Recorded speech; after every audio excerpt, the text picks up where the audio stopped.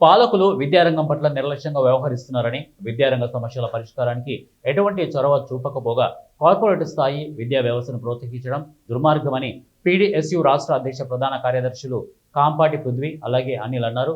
ఖమ్మం రామనరసయ్య విజ్ఞాన కేంద్రంలో ఏర్పాటు చేసిన విలేకరుల సమావేశంలో వారు మాట్లాడుతూ, గత పాలకులు 10 సంవత్సరాల కాలంలో విద్యారంగాన్ని ఏ విధంగా అయితే నిర్లక్ష్యం చేశారో అదేవిధంగా నేటి పాలకులు కూడా విద్యారంగాన్ని నిర్లక్ష్యానికి గురి చేస్తున్నారని వారు మండిపడ్డారు. గత బీఆర్ఎస్ ప్రభుత్వం తీసుకుని వచ్చిన విధానాల్ని నేటి కాంగ్రెస్ ప్రభుత్వం అమలు చేస్తూ విద్యార్థులను తీవ్ర ఇబ్బందులకు గురి చేస్తోందని వారు ఆందోళన వ్యక్తం చేశారు. విద్యారంగ సమస్యల పరిష్కారానికి రానున్న రోజుల్లో పీడీఎస్యు ఆధ్వర్యంలో ఉద్యమాలను మరింత ఉధృతం చేస్తామని వారు హెచ్చరించారు.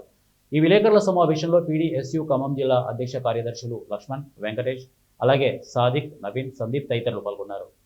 గురుకుల సంక్షేమ సంస్థలు ఉన్నాయి, లేదా గురుకులాలు నియోజకవర్గానికి లేదా మండలానికి ఒకటి కేటాయించినటువంటి ఈ కేసీఆర్ గారి ప్రభుత్వంలో, గత ప్రభుత్వంలో నేడు అవన్నీ సంక్షోభంలో కొట్టుమిట్టాడుతూ కనీసం వసతులు లేక, లేదా ఉండడానికి సరిపడేటటువంటి క్లాస్ రూమ్లు లేక, లేదా తరగతి గదులు లేక ఇట్లా రాష్ట్రంలో గురుకుల విద్య కూడా సంక్షోభంలో ఉన్నటువంటి పరిస్థితి రాష్ట్రంలో కనిపిస్తూ ఉన్నది.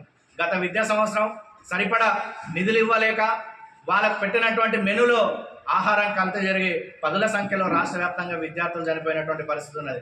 అట్లాగే మధ్యాహ్న భోజనానికి కూడా సరైన నిధులు కేటాయింపు జరపక అక్కడ రాష్ట్ర వ్యాప్తంగా ఆహారం కల్తీ జరిగి విద్యార్థులంతా ఆసుపత్రులు పాలైనటువంటి పరిస్థితులు ఉన్నాయి. ఊటన తెలంగాణ సమాజంలో వచ్చినటువంటి వ్యతిరేకత చూసి ఇక్కడ స్థానిక ఉప ముఖ్యమంత్రి అయినటువంటి బట్టి విక్రమార్క కావచ్చు, లేదా నుండి చూస్తూ ఉన్నాం. ఇవన్నీ ఏమీ పట్టించుకోకుండా ఈ దేశంలో ఉన్నటువంటి నయా మనువాద కార్పొరేట్ రాజ్యంలో భాగమైనటువంటి కేంద్ర రాష్ట్ర ప్రభుత్వాలు ఏవైతే ఉన్నాయో ప్రభుత్వ విద్యను నేరపూరితంగా, కక్షపూరితంగా నిర్లక్ష్యం చేస్తున్నటువంటి పరిస్థితిని ఈ దేశంలో మనం చూస్తూ ఉన్నాం.